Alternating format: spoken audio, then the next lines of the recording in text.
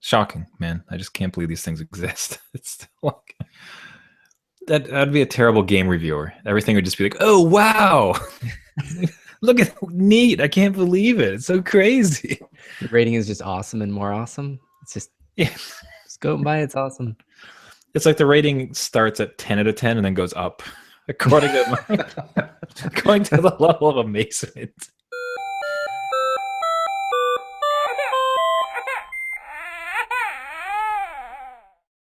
The adult beverages are poured, the kids are asleep. Welcome to New Dad Gaming, a show about fatherhood, gaming, and new fathers figuring out their gaming lives. My name is Trevor, and I have a 1-year-old.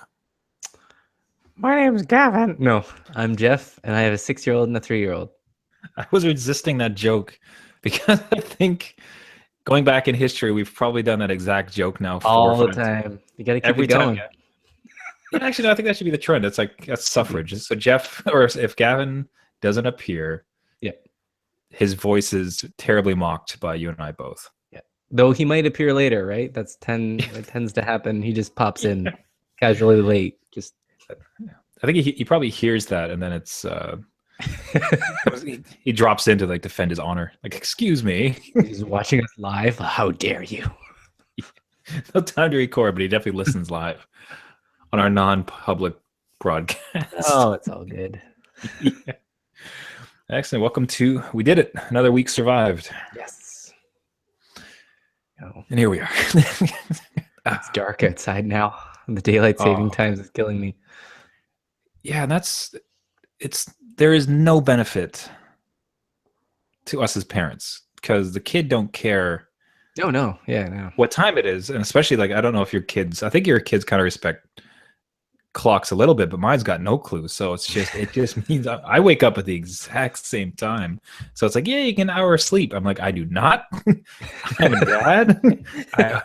My son will not respect that, and I will wake up at the same time. Did you achieve an extra hour of sleep? No, but hey, new dad. The kids are old enough now to kind of stay in the room and entertain themselves, so they're allowed to get out a book and read and do whatever as long as it's quiet. And so we laid in our bed, but even we weren't really adjusted to it, so we didn't get interrupted. But yeah, it doesn't help anybody. It just undoes everything that you've worked 6 months for between the last time change. So you're like, just get rid of it. Please get rid of it. Yeah, but it's so dark and depressing now. No thanks. Yeah, 5 o'clock and it's like midnight.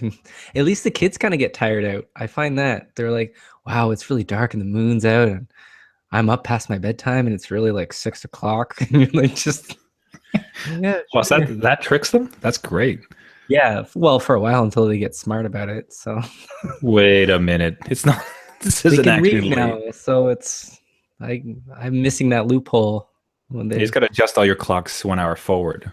Yeah. So well, it's 8 o'clock. Time for bed, everybody. A lot of commitment there. Let's check the dad watch. Oh no, still bedtime. Yes, and all the other houses in the clock are wrong except for Dad Watch. Dad Watch is the one true watch of the house. It's 7 o'clock. We just had lunch. It's 7 o'clock. Go to bed. Exactly. How was your week in fatherhood and gaming? Gaming I'll do off the bat. I started Witcher. Of course I did. The expansion pack. New games. Yeah. But I will say I was only going to play it for like 5-10 minutes. I was like, I just want to see the new area. They give you a new area. Loaded it up probably 2 hours later, way too late for my blood. It just blew me away. Like this new area is spectacular. It just blows my mind how good looking this game is. And it's kind of done like a fairy tale kind of land, like colors pop off the screen and everything's just like overgrown and it's just I couldn't get out of it and then I had to stop myself. Yeah, so I'm gonna have to sleep and work eventually. So. Yeah. But it was nice. Like I've never had a game pull me in the same. Like I've had older games where you kind of boot up like Final Fantasy VII and you're like, okay, I can get into this. I can do this for a while. And that's one of those games that have kind of been that for me, which is great because I haven't really had that in the new gen kind of stuff. Even with Uncharted, it's great to get into it, but then you're kind of done. So this thing kind of sucks you into its world. But it was good. It was fun to do. Like slipping into those comfy slippers, and it just Yeah, feels so right. Except it sounds like some magical damn slippers from the sound of it, with the fidelity and the graphics and the storyline. yeah, and the music, just everything just amps you up, which is great when it all comes together. It's like it's perfect. It's good. And I escape in my little headphones in the dark room at like 11 o'clock at night.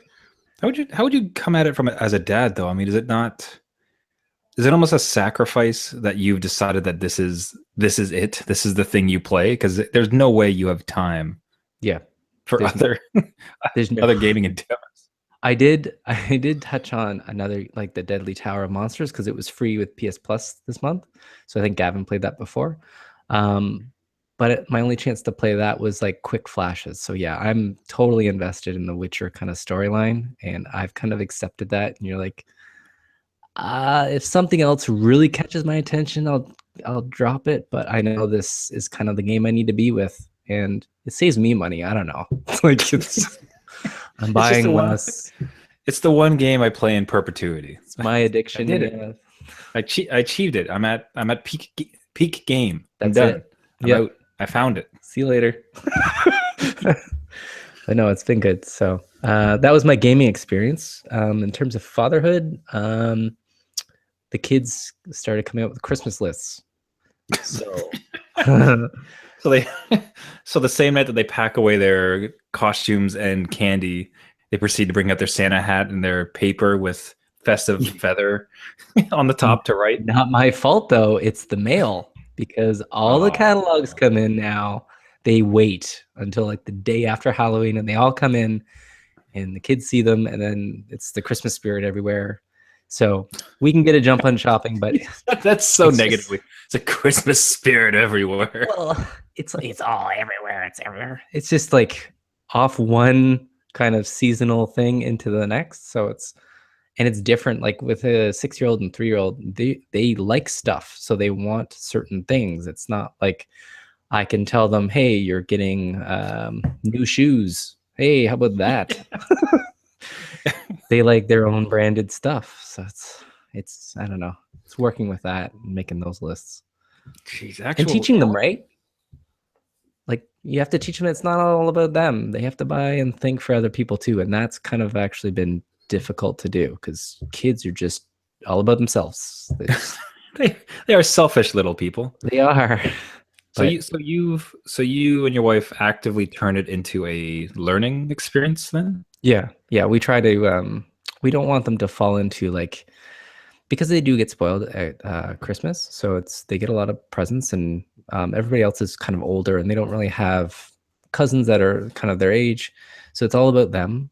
So we kind of have to instill in them that no, it's not all about you, and you have to go out and ask people what they want for Christmas, and they'll come with us to the store and try and pick out for them. And we're constantly on them to say, no, what would they like? But usually the answer is what they would like, so the other person would like.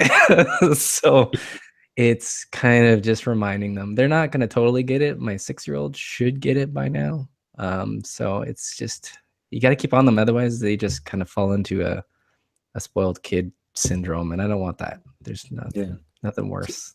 So not from a monetary standpoint, but have you and your wife set limits for how much they'll get? It's like, look, if they get 3 from us and then the rest in the family, or how do you approach that?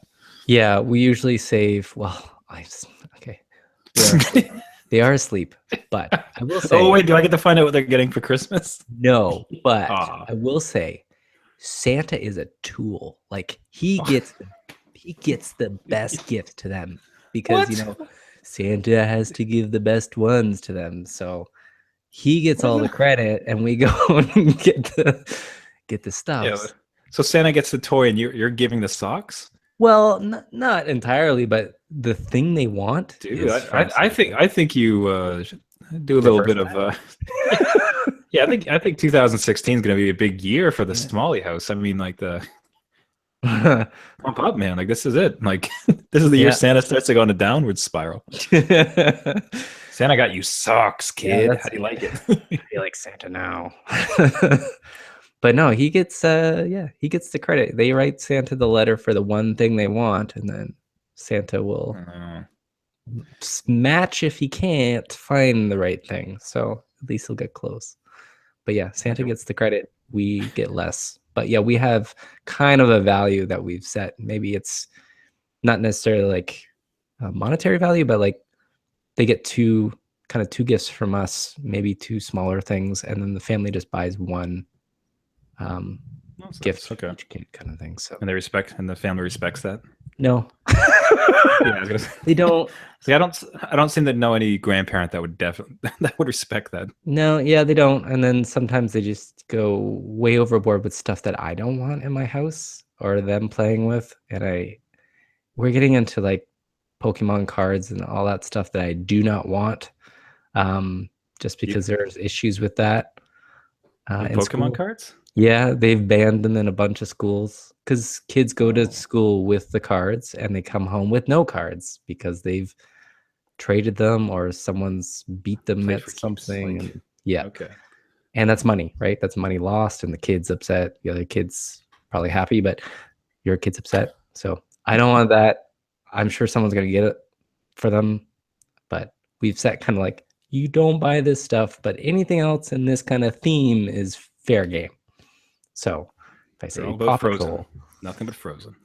Oh, no, Frozen's done. It's Peppa Pig now, man.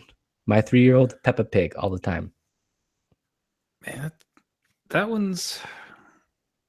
I've watched Peppa Pig. I mean, I've previewed that. It's not.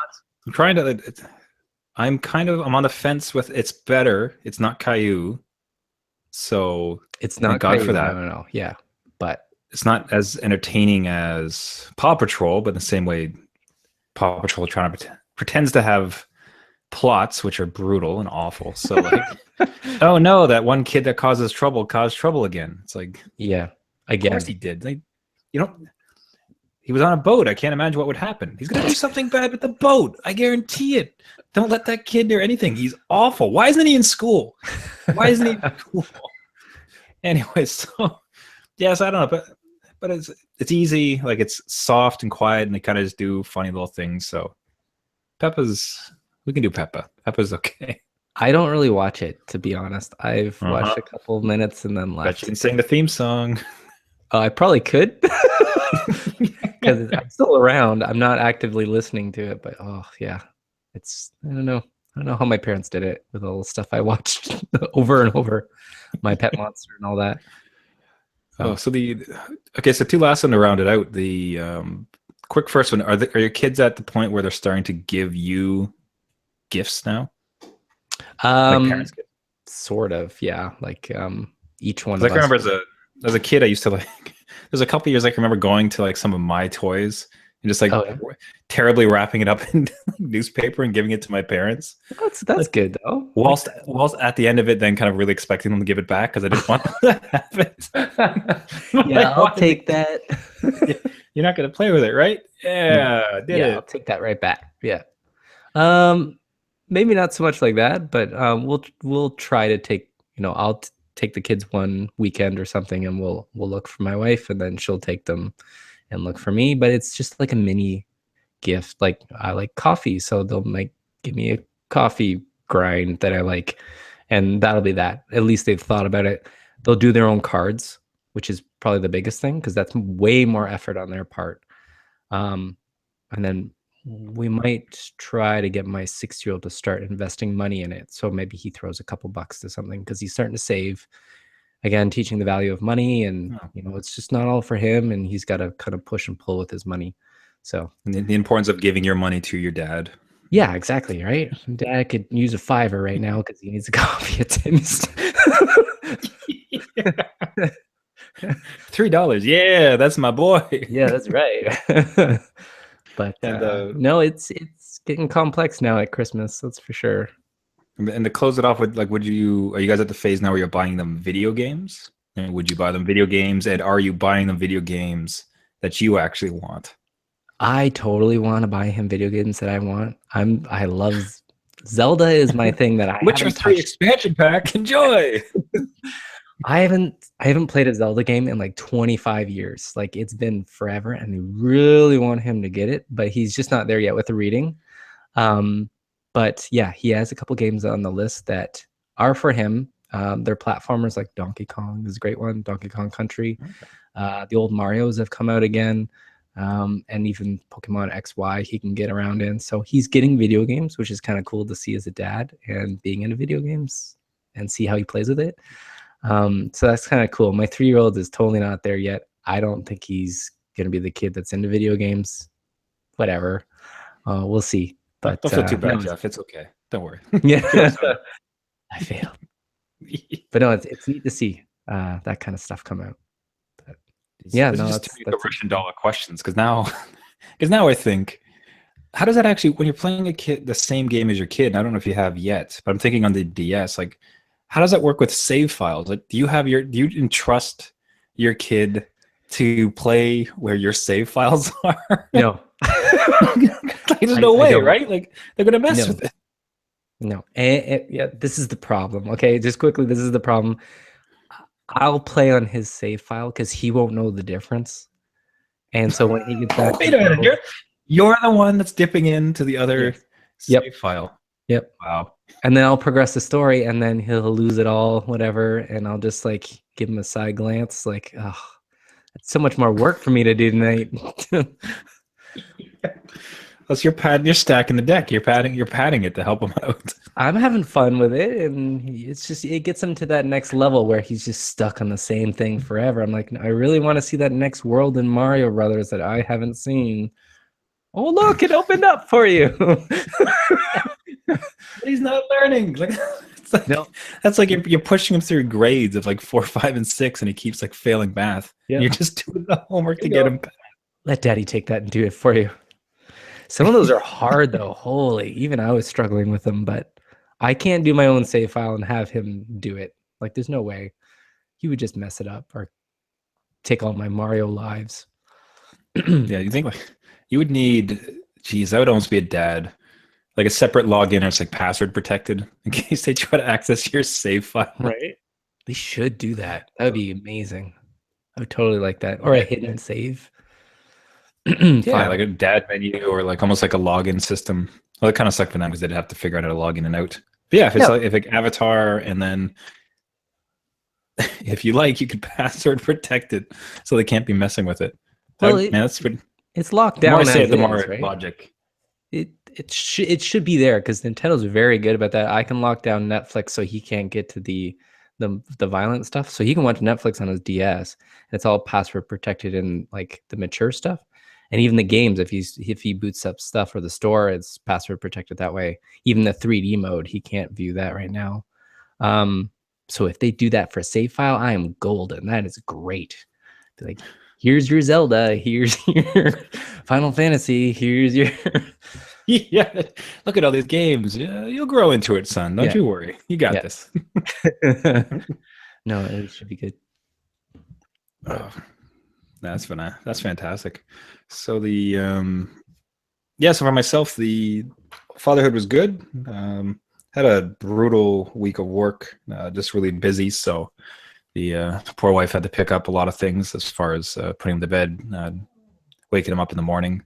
So so that was a bit of a shame, but that's kind of evened out a bit. And yeah, otherwise he's just a muscular terror, and it's great. Just the physicality is just a riot. Like how much he jumps. Like this evening it was just me and him, so I think it's I think dads tend to roughhouse a bit more, especially with a son. Yeah, definitely. So he's on the couch and he's just like jumping on everything, and he grabs this bouncy horse that he has and he brings it up and he's going all over that and then purposely falling over, and I'm like wrestling with him and throwing pillows at him like as he's laughing, and he's all sweaty. Like he was just he's just a physical little beast. And the problem is too, like we keep seeing these videos and it's a scourge of the internet, like as we're now raising kids. But we're seeing there's a group that my wife has joined where it's people who had babies in the same month as ours, so May. Mm-hmm. Yeah. There's all these other May babies, and it's like, hey, can you count? And it's like 1, 2, 3, 4. It's like, man, my son can barely say dada yet. It's like you got all these jerk kids counting. And there's some party that's like, okay, maybe he's a bit, everyone kind of grows at their own pace. Likely this kid's just a bit advanced, like that happens. Some kids didn't walk until, I don't think I walked until I was 2. Some kids walk when they're like 8 months, whatever. But then there's some part of you that looks at your son struggling to say anything, and you're like, is this fine? This is my life. Yeah. It's like, did you sacrifice brain mass to get the muscles that you got? Or Yeah. Like, are we not feeding you? But so it's just a ride. It's still like a lot of, like I said, I think at this point it's surviving to this point is fantastic. I think that's something I've said in numerous shows, but yeah, man, this is a lot of fun at this point. He's right at the cusp of jumping. I think he can get both feet off the ground. Oh, nice. Yeah. So he does that. The patterns are great. So and the best part is like when the patterns get messed up. So it's close, but it's not quite. Specifically, there's so when you're happy, clap your hands. Right. And there's the very classic children books where it's the small white books with the big huge shape, Mr. Long, Mr. Sad, Mr. Jump, whatever it is, and this one's Mr. Happy. Right. Yeah. So I'll be reading that book to him, and then Mr. Happy, and he just claps like yeah because of the cue. Right. Like, oh, it's that song. It's like you're like close. That's close. Yeah. Okay. Or bingo. BINGO. Yeah. And they kind of get to that party, just like he just starts slamming his hands together. It's like you're in the wheelhouse. Yeah. You get there. Not quite ringing a bell, and then he's hungry, kind of like what else can I train you to do? Yeah. No beers on the fridge yet. Otherwise, I got into Uncharted. So finally did. So Uncharted 4, Thief's End. And overall, so glad I played this. And I'm very glad I got the PS4 almost to play this game. It wasn't the reason. That's not why I bought the PS4. Mm-hmm. But I'm glad I did to be able to play this game because it's a marvel. And I think it's really representative of how far we've come with gaming. Yeah. Like you and I talked a bit before the show. I mean, we came up on Atari and Nintendo and Super Nintendo, with which there's a lot of fun games, but just cinematically, story-wise, the awkward teen phase with the PS1 and even the PS2 when they're starting to kind of figure out how to craft stories. Yeah. And the first time you saw the graphics in Final Fantasy VII, like, oh wow, yeah, right. Look at that city, that's crazy, or the meteor coming down. And then this is just, it's a movie you're playing in. And there's been a number of times when all of a sudden he's just standing there and I'm like, oh, I can play now. Okay. Yeah. Oh, yeah. Because it looks so good. The particular part we're in now, I mean, if anybody wants to get an appreciation who hasn't played it, I'm in Madagascar right now. Oh yeah.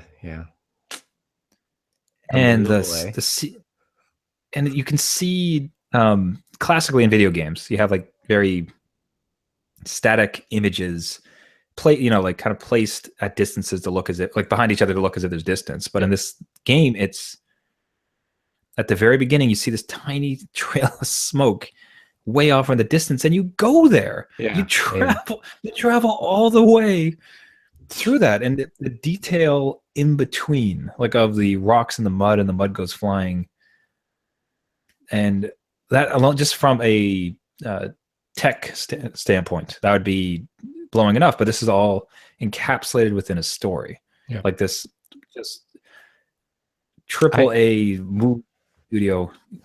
I just remember in that specific kind of region. I don't know if you've done the winch with the Jeep. So you have to pull the rope, right? And the rope wraps like physics of the rope, and it knows where to go. Like even that was to me was just mind boggling. Like they spent the time and they got rope physics, because usually we just clip through the tree and clip through itself, but it wraps around and it acts like a rope. Like I Yeah, don't and know. like the mud and the tracks and the yeah, the lighting, like you're in the at one point you're in a mob boss's cellar, a wine cellar, Yeah, and your brother pulls out a lighter, and the perfect shadowing that it casts is just and again, like alone that would be, just you'd lose your mind, but then it's wrapped in this story. yeah, And so also if I mean obviously so I'm bullish on it, like I'm happy. And I think in reading the media's perception of it, I think everyone else was kind of on board with it too. But yeah, like what a great indication of like the place where we're at with games. Like what is achievable now in this medium. yeah, Like, and what an incredible experience. Now at the beginning, I was a little bit worried with the game yeah. because it takes a while to give you full control.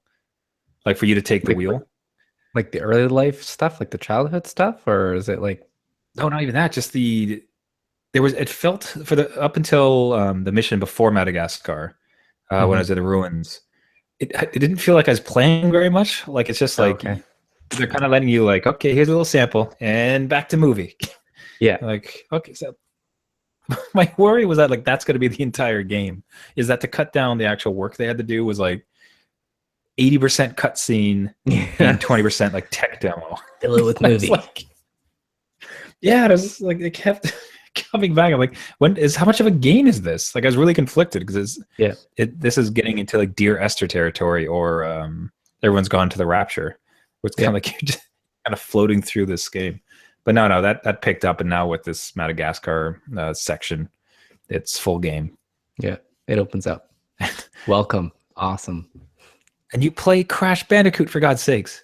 Crash Bandicoot. There's a PS1, and in one section of the game, this was a complete slap in the face shock. I couldn't believe it. You're at home. I don't think this is considered spoilers, even if it is. Screw it. It's amazing. So you're in your house and you load up a PS1, and I think like the little white version. I had that version as well. Yeah. Yeah. And you load it up, and the sound and everything like bow, bow. And it's 1-to-1. You are actually just playing the old Crash Bandicoot game. Like I think the first level, as far as I remember. A game within a game, man. I don't know. But again, like how it's I almost feel insulted by it because that was a full game for me back in the day, and now it's this like tiny little mini game within a bigger game. Like it's borderline insulting to see it to me because that was a full game. Like you paid $60 for that, and now they just kind of tossed it in as this little wink and nod. Like, whatever. I can't believe you weren't spoiled on that though, because that was pretty well publicized when it was. I didn't read much about the game, honestly. I heard that. Good. I heard just good reviews, like, "Oh, this is a fantastic game." Blah blah blah. Like, I don't think I really saw much on the way of plot points. So, okay, yeah, it's good. Yeah, it's fun. Yeah, so now we're like, whatever.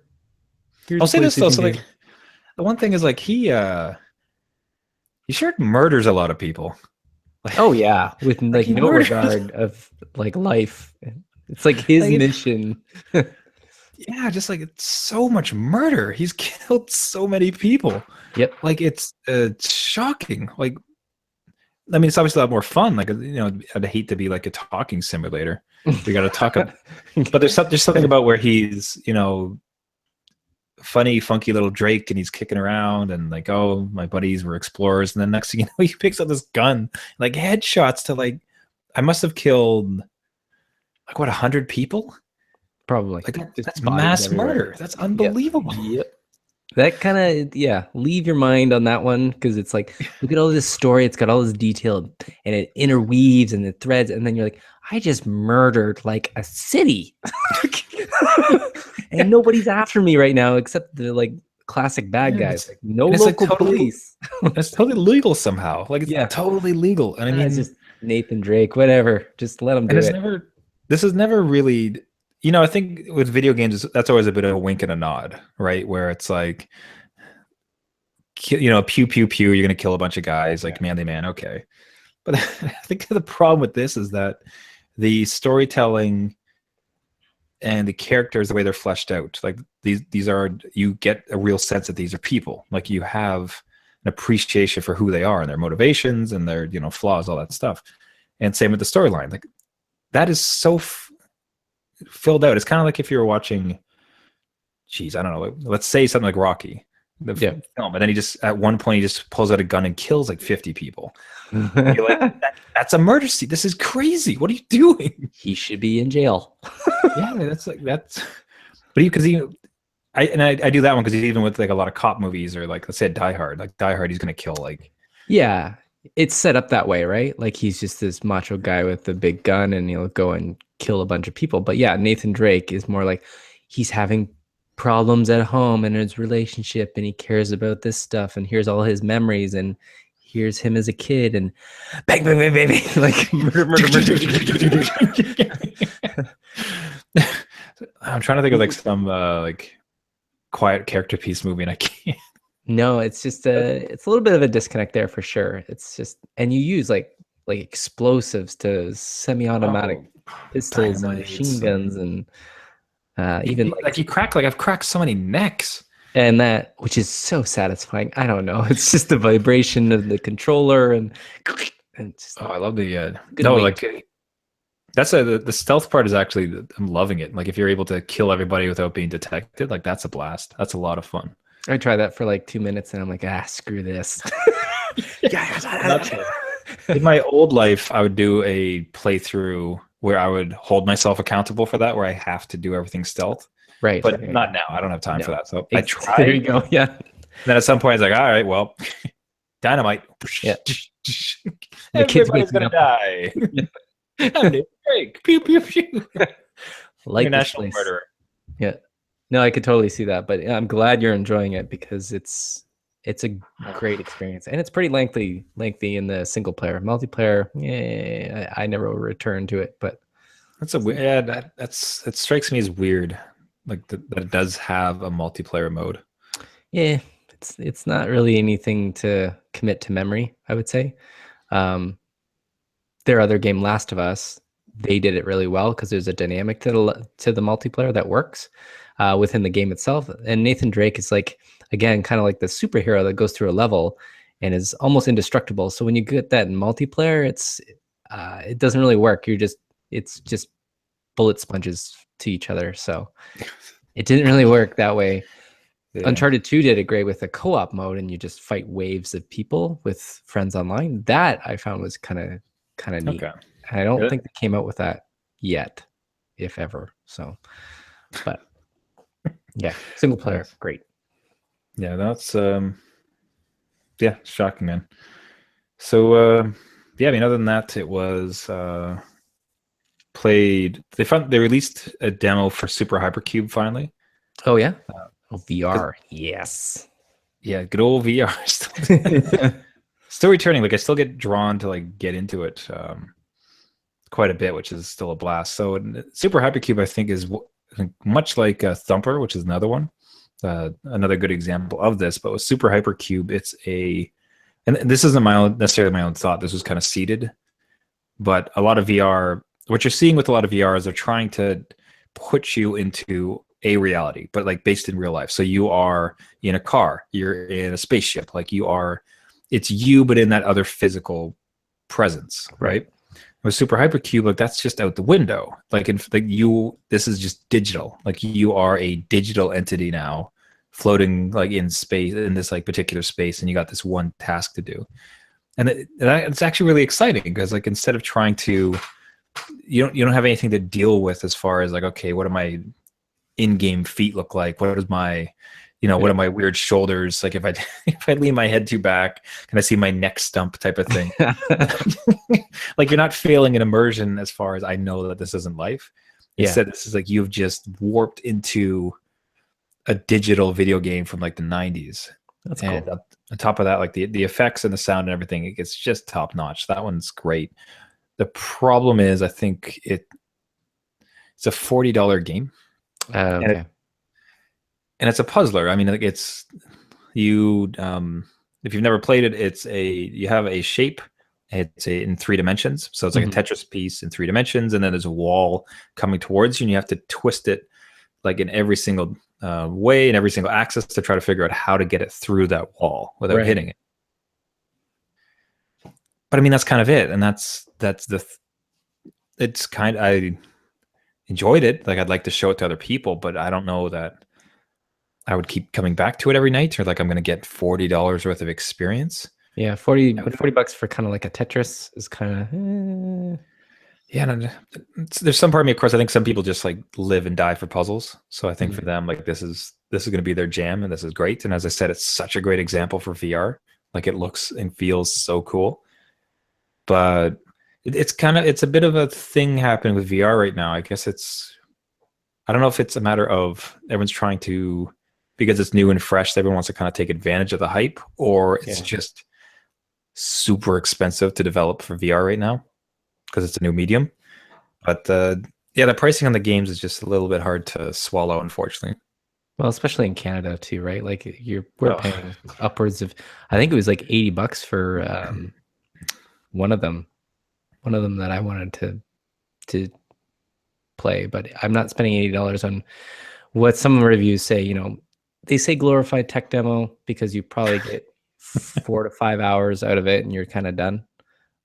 Which I can see because there were no VR headsets, right? So yeah. to ask companies, hey, invest in this new technology that we don't know is going to take off or just flop, that's their money. Like they can do what they want with it. So I'm glad that they got so many people buying into it and even indie developers developing for it. I think that barrier of entry will come down as soon as it gets more popular and more models in the homes. But yeah, I don't know. It's I'd want a full-fledged game, but then I worry about like, do you get fatigued like sitting there? Like, is your eyes just like popping off the screen? Because Yeah. I'm just relating it to Virtual Boy, which again, 20-year-old technology, Just like there's no way to bring up VR without remembering Virtual Virtual Boy. Boy, and like everything was red, and I'd like pull, it would stop me, and I'd pull out, and it was just green, like your rods were burnt, right? It's just like I don't know if I could do this for like hours, like an RPG. Like I don't think I could ever Yeah, sit in that space. I'm curious what I don't know that there's probably a few examples, but nothing that's really grabbed me yet. Well, I mean, even with like Battlezone is and I played that a bunch more. There was that is a hard game. Like Yeah. it is to the point of which there was you could see a lot of feedback coming on. It's just like, this is you're supposed to die. You're not really supposed to beat it, but it's just because people hadn't really embraced how difficult. Like I don't want to call it in the vein of Dark Souls without trying to pull out that comparison too much. In the Yeah. sense that this is a hard game.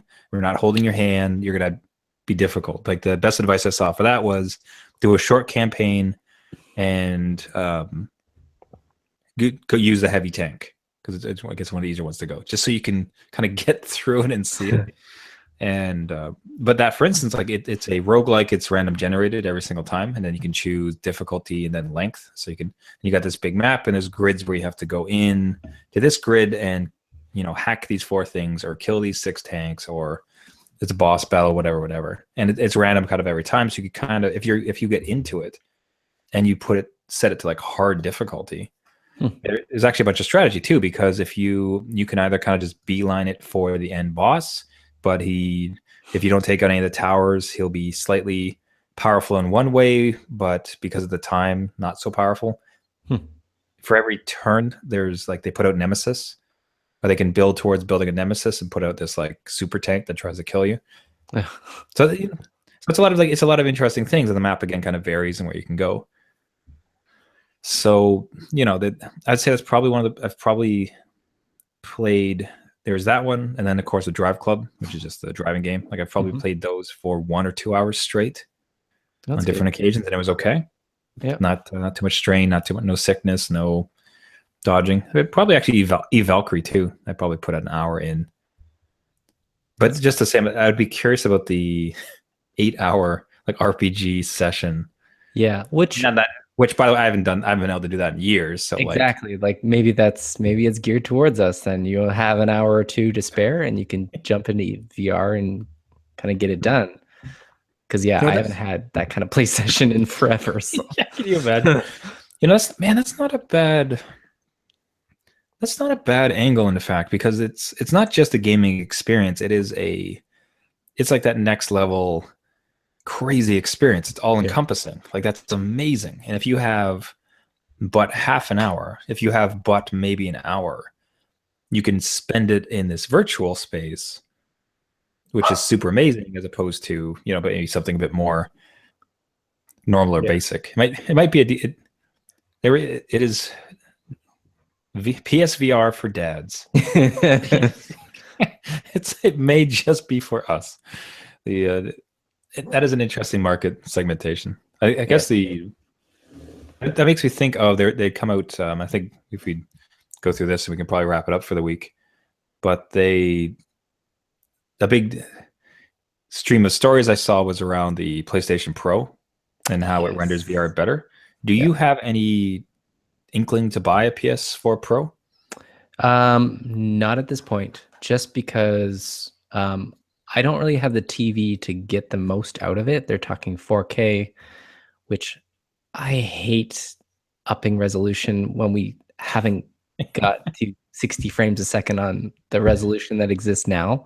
Like some of those, like when, again, Witcher, when it launched, it did not keep 30 frames a second in all areas. They had a patch, which thank God they did, because at least it runs 30.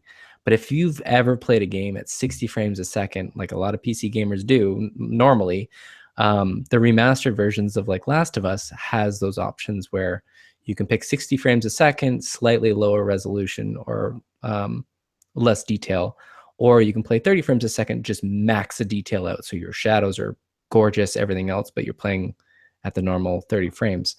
I don't have the budget to buy another PS4. If I was going out as a new PS4 owner, I'm looking to buy one, I would probably invest in the Pro just to get that longevity out of it. But I don't like this mid-console upgrade stuff. Like we're going the way of cell phones now, where it's like Apple's going to push out, every This, iPhone every year. this is the And PlayStation S. I can totally see that happening because you do get that. You get the slim version probably 2 years after launch, and now you're going to get a pro version a year after that.